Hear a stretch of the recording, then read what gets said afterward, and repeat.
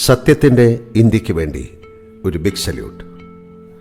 ഞാനിപ്പോൾ ഉള്ളത് ജയ്പൂരിനും 500-ലധികം കിലോമീറ്ററുകൾക്ക് അപ്പുറത്തുള്ള സൂരത്ഘർ എന്ന സ്ഥലത്താണ്.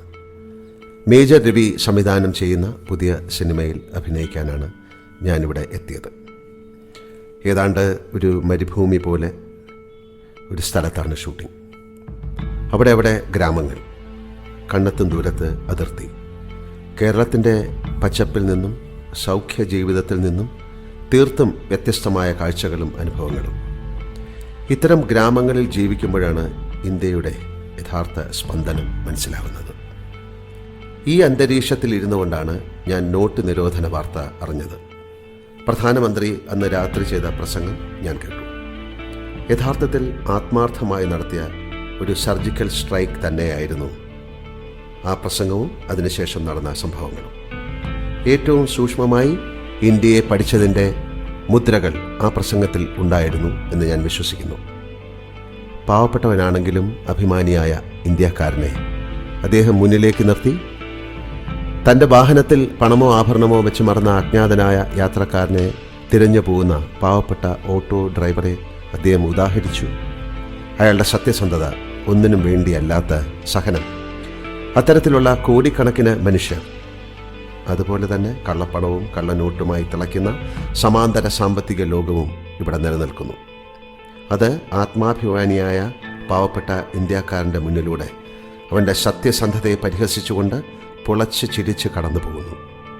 ഇതിന് അറുതി വരുത്താനും അഴിമതിയുടെ മറയിൽ പതിയിരുന്നാക്രമിക്കുന്ന തീവ്രവാദത്തിനും എതിരായിട്ടാണ് തൻ്റെ സർജിക്കൽ സ്ട്രൈക്ക് എന്ന് നമ്മുടെ പ്രധാനമന്ത്രി പറയുന്നതും ഞാൻ കേട്ടു. ഞാൻ ഒരിക്കലും വ്യക്തി ആരാധകനല്ല. വ്യക്തികളെയല്ല, ആശയങ്ങളെയാണ് ഞാൻ ആരാധിക്കുന്നത്. സത്യസന്ധവും അനുതാപമുള്ളതുമായ ആശയങ്ങളെ, സമർപ്പണ മനോഭാവമുള്ള ആശയങ്ങളെ. ഈ ഒരു തീരുമാനത്തെയും ഞാൻ അത്തരത്തിലാണ് കാണുന്നത്.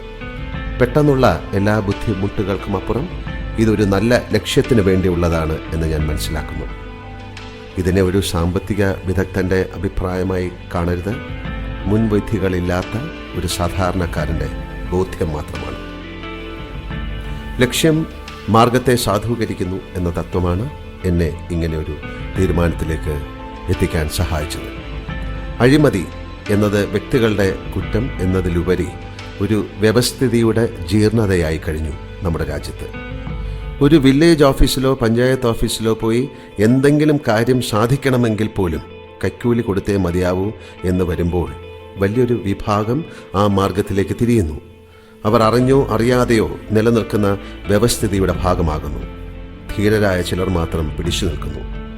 നമ്മുടെ സമൂഹത്തിൽ അവർ ഒറ്റപ്പെടുന്നതായാണ് കാണുന്നത്. അവർ പലപ്പോഴും പരിഹാസ്യർ പോലുമാകുന്നു. ഈ അവസ്ഥകൾ മാറണം. അതുകൊണ്ടാണ് മാർഗത്തിൻ്റെ വിഷമങ്ങളെ മറന്നുകൊണ്ട് ഞാൻ ഈ നീക്കത്തെ സ്വാഗതം ചെയ്യുന്നു. എന്നാലാവുന്ന വിധത്തിൽ അതിനോട് ചേർന്ന് നിൽക്കുന്നു. പലതരത്തിൽ സാധാരണ ജനങ്ങളെ ബുദ്ധിമുട്ടിക്കുന്നതായി ഈ തീരുമാനം എന്നാണ് പല ഭാഗങ്ങളിൽ നിന്നുമുള്ള വിമർശനം.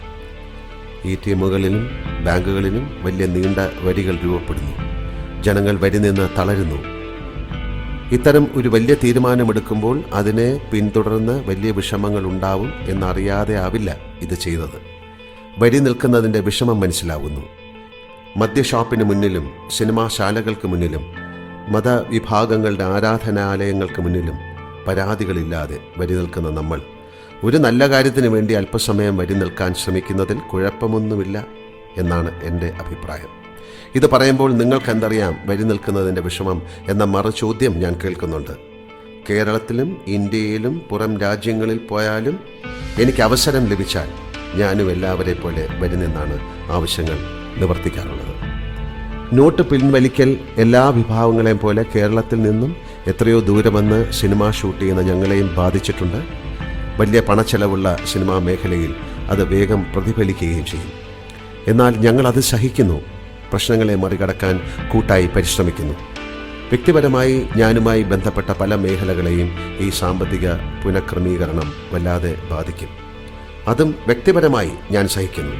ഇതെല്ലാം രാജ്യനന്മയ്ക്ക് വേണ്ടി നിലകൊള്ളുന്ന പൗരൻ എന്ന നിലയ്ക്ക് മാത്രമല്ല, മറിച്ച് വിവേകത്തോടെ ചിന്തിക്കാൻ സാധിക്കുന്ന ഒരു മനുഷ്യൻ എന്ന നിലയിലും കൂടിയാണ്. ജീവിതം എന്നത് എല്ലായ്പ്പോഴും ഒരേ വേഗത്തിലും താളത്തിലും വർണ്ണത്തിലും കടന്നു പോകുന്ന ഒന്നല്ല. അതിന് ചിലപ്പോൾ വേഗം കുറയും, വർണ്ണപ്പകിട്ടുകൾ മായും. അത്തരം അവസ്ഥകളെ നേരിടുക ഏറെ ബുദ്ധിമുട്ടുമാണ്. എന്നാൽ അത് നാം സ്നേഹിക്കുന്ന എന്തിനെങ്കിലും വേണ്ടിയാണെങ്കിൽ ബുദ്ധിമുട്ടുകൾ ബുദ്ധിമുട്ടുകളായി തോന്നുകയില്ല. അത്തരം സന്ദർഭങ്ങളിൽ വിഷമങ്ങൾ കൂടി മധുരിക്കും. ഈ നോട്ട് നിരോധനം ഒരു നല്ല സത്യസന്ധമായ ഇന്ത്യക്ക് വേണ്ടിയാണ് എന്ന് തിരിച്ചറിയുന്നത് കൊണ്ട് ഞാൻ അതിനെ ഈ രാജ്യ അതിർത്തിയിലെ മരുഭൂമിയിലിരുന്നുകൊണ്ട് സല്യൂട്ട് ചെയ്യുന്നു. ജയ് ഹിന്ദ്. സ്നേഹപൂർവ്വം, മോഹൻലാൽ.